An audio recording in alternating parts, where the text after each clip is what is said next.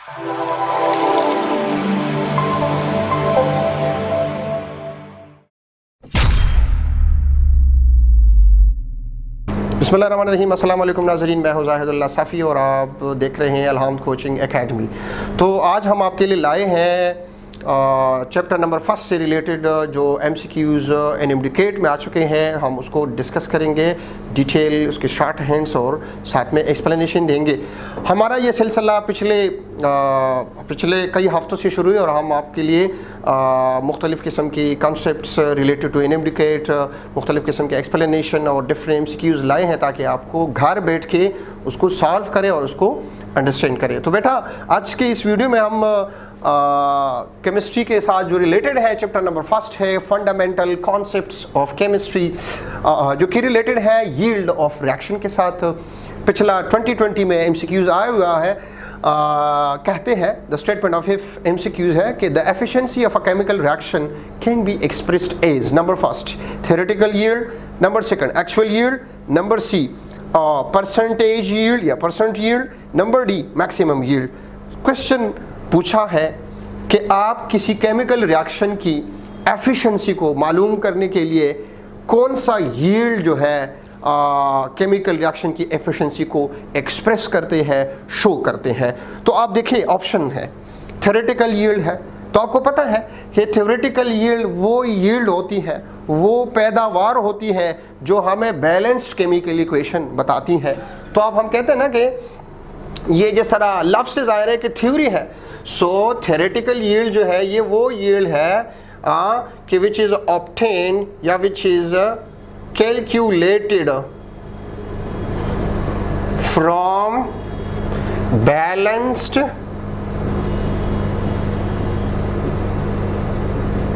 Chemical equation. बेटा, ये हमें पैदावार तो बताते हैं किसी केमिकल रिएक्शन का, लेकिन ये हमें किसी केमिकल रिएक्शन की एफिशिएंसी को, यानी उसकी परसेंटेज एफिशिएंसी कि एक रिएक्शन जो है कितना एफिशिएंट है, कितना इफ़ेक्टिव है, इसके बारे में कोई इंफॉर्मेशन नहीं देती। लिहाजा ये भी हमारा ऑप्शन करेक्ट नहीं है। दूसरा ऑप्शन क्या है? Actual yield. आपको पता है कि एक्चुअल यील्ड वो यील्ड है, यानी it is the amount of product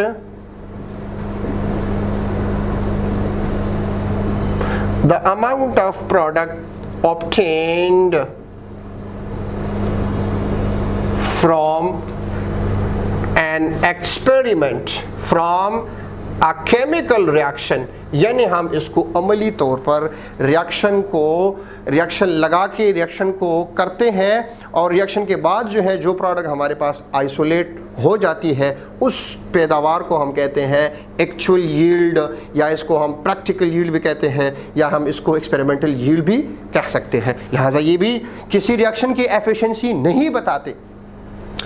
third option जो है, this is the correct option, यानी परसेंटेज यील्ड जो है ये किसी केमिकल रिएक्शन की एफिशिएंसी को बताते हैं, किसी केमिकल रिएक्शन की इफ़ेक्टिवनेस को बताते हैं कि एक रिएक्शन जो है 100% में से कितना एफिशिएंट है।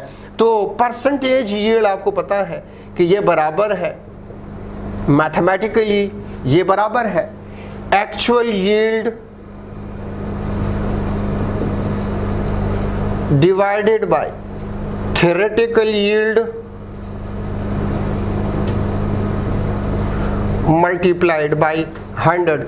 तो ये किसी रिएक्शन के परसेंटेज यील्ड को कैलकुलेट करने का एक आसान फार्मूला है, और ये यील्ड जो है एक केमिकल रिएक्शन की एफिशिएंसी बताते हैं। मिसाल के तौर पर एक रिएक्शन है और इसका परसेंटेज यील्ड जो है 90% है या अबव 90% है, 95 या 99% है, तो हम कहते हैं कि इस रिएक्शन की एफिशिएंसी जो है एक्सीलेंट है। दूसरा रिएक्शन, यही रिएक्शन है, दूसरा बंदा लगा लेता है और हम कहते हैं कि उसका यील्ड जो है परसेंटेज यील्ड 80% आया, तो इसका रिएक्शन गुड है लेकिन एक्सेलेंट नहीं है। तो आपको पता चल गया कि फलाने रिएक्शन की एफिशिएंसी जो है दूसरी रिएक्शन से क्या है, इतनी ज़्यादा है या इतनी कम है। तो अगर आपने किसी केमिकल रिएक्शन को उसकी एफिशिएंसी को कंपेयर करना है तो आप उसकी परसेंटेज यील्ड को देखेंगे कि परसेंटेज यील्ड अगर ज़्यादा है तो एफिशिएंसी भी ज़्यादा है, अगर परसेंटेज परसेंटेज यील्ड कम है तो एफिशिएंसी भी कम है। यानी हम यूँ कह सकते हैं कि ये आपके पास एक रिएक्शन की एफिशिएंसी है, ठीक है। Efficiency it is directly related to percentage yield. तो greater the percentage yield greater will be the efficiency. तो इसी तरह एक केमिकल रिएक्शन की एफिशिएंसी को मालूम करने के लिए हम उसके परसेंटेज यील्ड फाइंड करते हैं और फिर हम डिसाइड करते हैं कि फलाना रिएक्शन की एफिशिएंसी 90% है, 80% है, 10% है या 0% है।